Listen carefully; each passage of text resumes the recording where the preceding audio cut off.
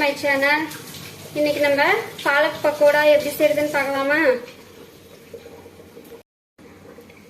2 கட்டு பாலக் கீரை எடுத்துக்கங்க. கடலை மாவு ஒரு பவுல் அளவுக்கு, கட் பண்ணி வச்ச கருவேப்பிலை கொஞ்சம், பச்சை மிளகாய் ஒரு 2, ஸ்லைஸா கட் பண்ணி வச்ச வெங்காயம், இஞ்சி சின்னதா நறுக்கின இஞ்சி, ஒரு உருளைக்கிழங்கு சின்னதா ஸ்லைஸா கட் பண்ணிக்கோங்க. இந்த அளவுக்கு சின்னதா கட் பண்ணி எடுத்துக்கோங்க. மீடியம் சைஸ் அளவுக்கு வெங்காயம் 4 கட் பண்ணி எடுத்துக்கலாம். தேவையான அளவுக்கு உப்பு எடுத்துக்கலாம். சோம்பு 1 ஸ்பூனு, ஜீரகம் 1 ஸ்பூனு, காஞ்ச கொத்தமல்லி 1 ஸ்பூனு எடுத்துக்கலாங்க. இப்போ பாலக் பக்கோடா எப்படி செய்யுதுன்னு பார்க்கலாம் வாங்க.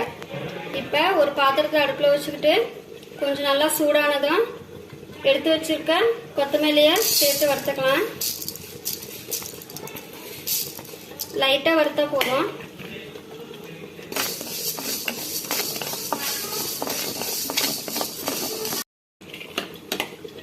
இந்த அளவுக்கு வறுந்ததும் அது கூடயே ஜீரகமும் சோம்பு சேர்த்து வறுத்துக்கலாம்.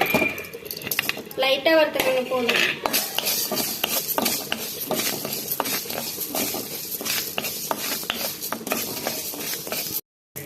இந்த அளவுக்கு லைட்டாக வறுத்தாச்சு.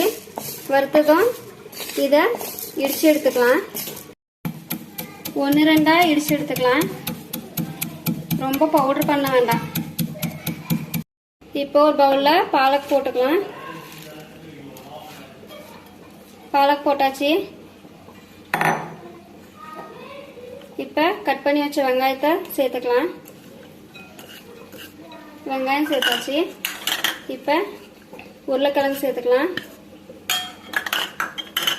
பச்சை மிளகாவும் சேர்த்துக்கலாம். கருவேப்பிலை சேர்த்துக்கலாம். இஞ்சி சேர்த்துக்கலாம். தேவையான அளவுக்கு உப்பு சேர்த்துக்கலாம். உப்பு சேர்த்தாச்சு. இப்போ நம்ம இடிச்சு வச்ச மசாலாவை இதில் சேர்த்துக்கலாம். சேர்த்தாச்சு. இப்போ இதை நல்லா மிக்ஸ் பண்ணிக்கலாங்க. இப்போ கடலை மாவு சேர்த்துக்கலாம். கொஞ்சமாக சேர்த்துக்கோங்க. தண்ணியெல்லாம் ஊற்ற வேண்டாம், அப்படியே மிக்ஸ் பண்ணிக்கலாம்.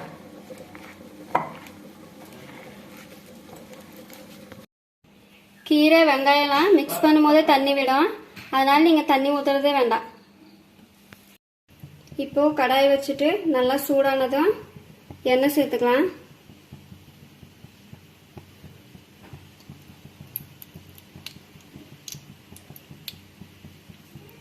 எண்ணெய் சேர்த்தாச்சு. எண்ணெய் நல்லா சூடாகட்டும். இப்போ பாருங்க, எண்ணெய் நல்லா சூடாயிடுச்சு. இப்போ எண்ணெயில விட்டுக்கலாம்.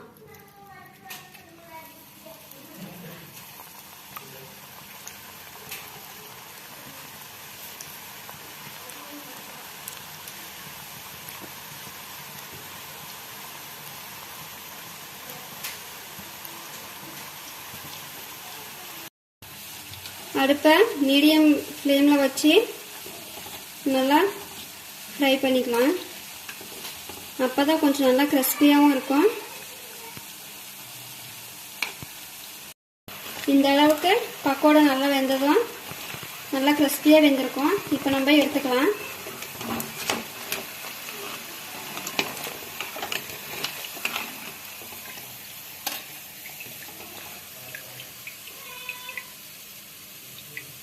பாருங்க, இப்போ நல்லா வெந்துருச்சு. இப்போ நல்லா கிறிஸ்பியாகவும் இருக்கும்.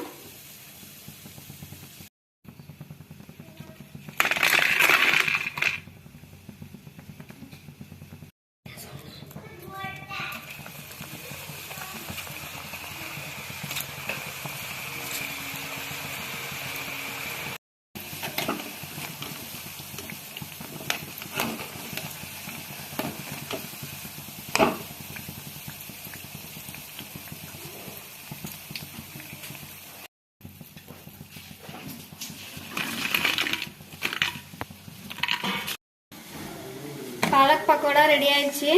மழை டைம்ல நல்லா சுட சுட பண்ணி சாப்பிட்றதுக்கு ரொம்ப நல்லா இருக்கும். நல்லா கிறிஸ்பியாவும் இருக்கு.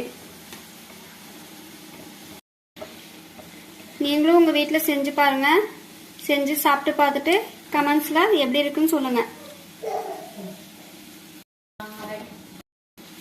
ஓகே ஃப்ரெண்ட்ஸ், பாய். நெக்ஸ்ட் வீடியோவில் நம்ம பார்க்கலாம்.